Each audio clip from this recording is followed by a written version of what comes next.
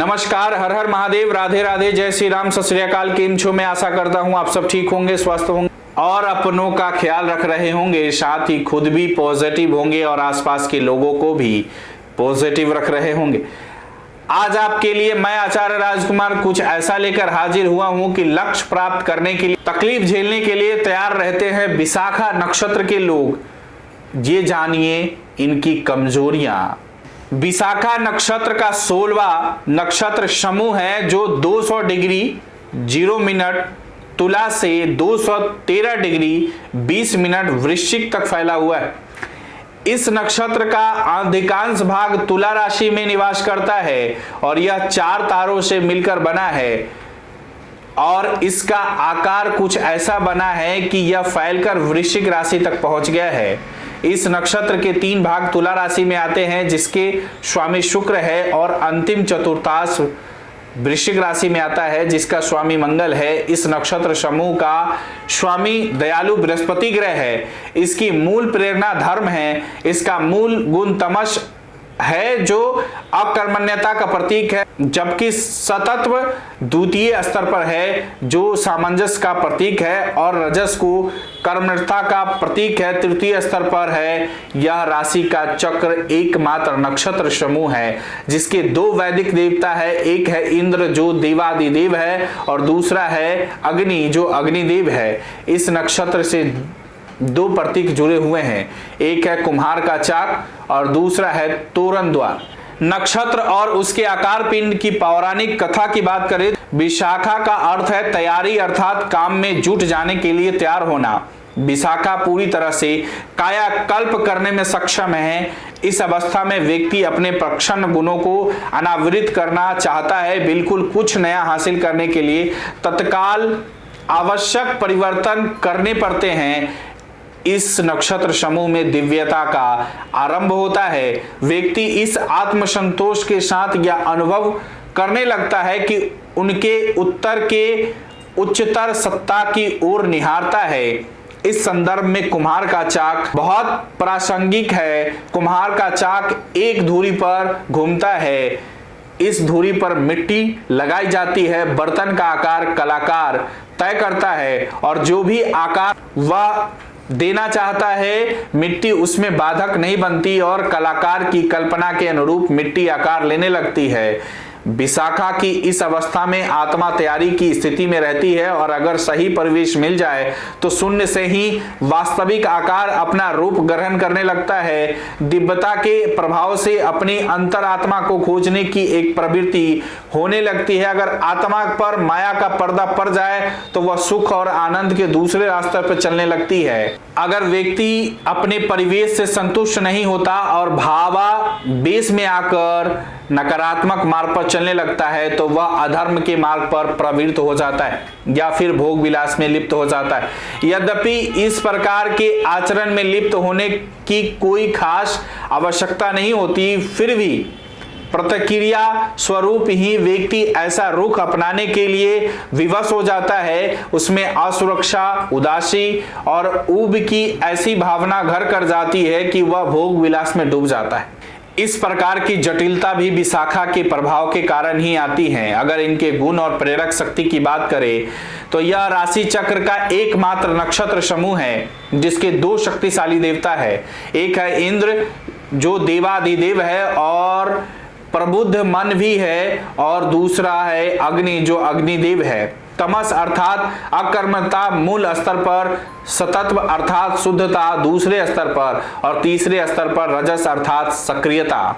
इस नक्षत्र के गुणों का क्रम है तमस, सतत्व और रजस। कुम्हार का चाक नक्षत्र का प्रतीक है जो दर्शाता है कि जब मिट्टी धुरी पर लगाई जाती है तो यह अकर्मण्यता की स्थिति होती है। तमस रूपांतरण का विरोध नहीं करता, यह पूरी तरह से उस कलाकार पर निर्भर करता है जो बर्तन बनाने के लिए मिट्टी पर काम कर रहा होता है।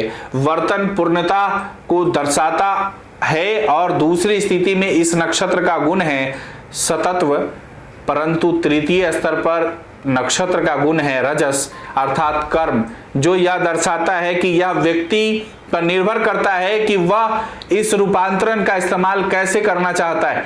चूंकि रजस गुण तृतीय स्तर पर हावी है, जो यह भी दर्शाता है कि कर्म से लगाव या मोह भी पैदा हो सकता है, जो इस नक्षत्र का खतरनाक पहलू है। जैसा कि पहले दर्शाया गया है कि साथ ही दो और शक्तिशाली देवता है, एक और इंद्र जो मन का स्वामी है और दूसरा जो अग्नि अर्थात आग। दोनों ही देवता व्यक्ति की मदद करने के लिए तत्पर रहते हैं, बशर्ते कि वह स्वयं अपने व्यक्तित्व में रूपांतरण चाहता है। विशाखा आत्मनिर्माण के भरपूर अवसर प्रदान करता है।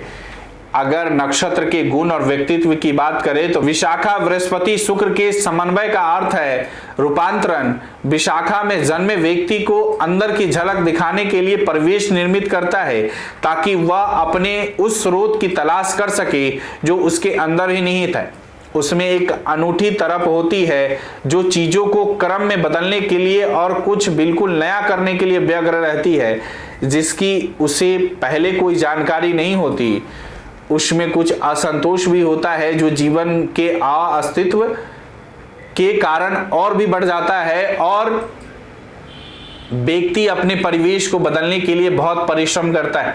ऐसा व्यक्ति अचानक अपनी अंतरात्मा को खोज के लिए बहुत उत्सुक रहता है और सही उत्तर खोजकर ही रहता है, जिससे उसके जीवन में बहुत अंतर आ जाता है। विशाखा बृहस्पति मंगल का समन्वय यह दर्शाता है कि जो धीरे धीरे आगे बढ़ता है उसे समय और उम्र के साथ पके मीठे फल जरूर मिलते हैं। इस समन्वय वाले लोगों में ऐसी ताकत, शक्ति और ऊर्जा होती है कि वे अपने आसपास के लोगों को प्रभावित करने और बदलने में सक्षम होते हैं। उनमें विश्वास और उम्मीद होती है कि वे भविष्य के प्रति आशान्वित होते हैं। उन्हें अपने आप पर विश्वास होता है और जीवन में वे जो भी सोचते हैं उसे हासिल करके रहते हैं। अगर लक्ष्य प्राप्त किया जा सकता है तो इसके लिए तकलीफ झेलने के लिए भी तैयार रहते हैं। वे बहुत व्यवस्थित तरीके से योजना बनाते हैं और अपने सपनों को साकार करने के लिए पूरी ताकत झोंक देते हैं। इस समन्वय में जन्मे लोग बेहद साहसी और आत्मविश्वास से भरे होते हैं और तब तक चैन से नहीं बैठते जब तक मंजिल पा नहीं लेते। आपकी तुलना कुम्हार से की जा सकती है जो मिट्टी से अपनी कल्पना के अनुरूप बर्तन के रूप में ढालने के लिए बहुत उत्सुक रहता है। इस मामले में वह दोनों ही भूमिकाओं में रहता है, कुम्हार की भूमिका में भी और बर्तन की भूमिका में भी। एक बार संकल्प कर लेने के बाद वह अपना लक्ष्य हासिल करने के लिए अपने व्यवहार और प्रवृत्ति को बदलने के लिए तैयार रहता है। कुछ हद तक आपका व्यवहार एक योगी की तरह होता है और तब तक हर प्रकार की तपस्या में जुटा रहता है जब तक कि उसे आत्मज्ञान न हो जाए। बेहद दयालु और उदार होने के कारण आप हर उस व्यक्ति की मदद के लिए तत्पर रहते हैं जो अपना मार्ग ढूंढने में कठिनाई महसूस करते हैं। आप शुरू से ही बहुत परिश्रमी होते हैं और तैयारी की उस अवस्था में अपने आप को ले आते हैं जहां से जीवन का असली मकसद पूरा हो सकता है। आप बहुत एकाग्रचित होते हैं और हर उस अवसर का लाभ उठाने के लिए तत्पर रहते हैं जो भी आपको मिलता है। आप उस धनुर्धारी की तरह होते हैं जो अपने लक्ष्य साधन के लिए अपनी सारी शक्ति ही स्थान पर जुटा लेता है। शायद आपके अंदर एक ऐसी प्रबल इच्छा मौजूद होती है जो आपको इसी जीवन में रूपांतरण या कायाकल्प के लिए प्रेरित करती रहती है। अगर आपको लगता है कि अपना लक्ष्य हासिल करने के लिए आपको अपनी अभिवृत्ति, अपनी समझ और अपने व्यवहार को बदलना आवश्यक है तो आप इसके लिए कोई कोर कसर नहीं छोड़ते। आप हमेशा उनकी मदद के लिए तत्पर रहते हैं जो आपका अनुसरण करते हैं या आपकी शरण में आ जाते हैं। अगर इनकी कमजोरियों की बात करें तो आप बड़े तुनक मिजाज के होते हैं और कभी कभी इसी कारण ही आप अपना अभीष्ट लक्ष्य प्राप्त कर पाते हैं। गलत रास्ते पर चलकर आप अपनी मंजिल से भटक भी जाते हैं और इस कारण अनावश्यक विलंब भी होता है। अपने स्वभाव के अनुसार दूसरों पर हावी होने से बचे और यथासंभव दूसरों से झगड़ा न करें। कभी कभी आप बहुत सारी महत्वाकांक्षाओं को पूरा करना चाहते हैं जिसके कारण आपके जीवन में बहुत सी समस्याएं पैदा हो जाती। दूसरों की सरलता से मत जलो। कभी कभी आपका सामाजिक ताना बाना बहुत कमज़ोर होता है और इसी कारण आपको बहुत कुछ झेलना पड़ता है। अपने मिजाज और अपनी प्रबल यौन इच्छाओं के कारण आपके जीवन की गाड़ी पटरी से उतर सकती है। अगर आपको यह वीडियो अच्छी लगी हो तो इसे फेसबुक और यूट्यूब पर शेयर और लाइक ज़रूर करें। मुझे दीजिए इजाज़त, फिर मिलते हैं अगली वीडियो के साथ। नमस्कार, राधे राधे।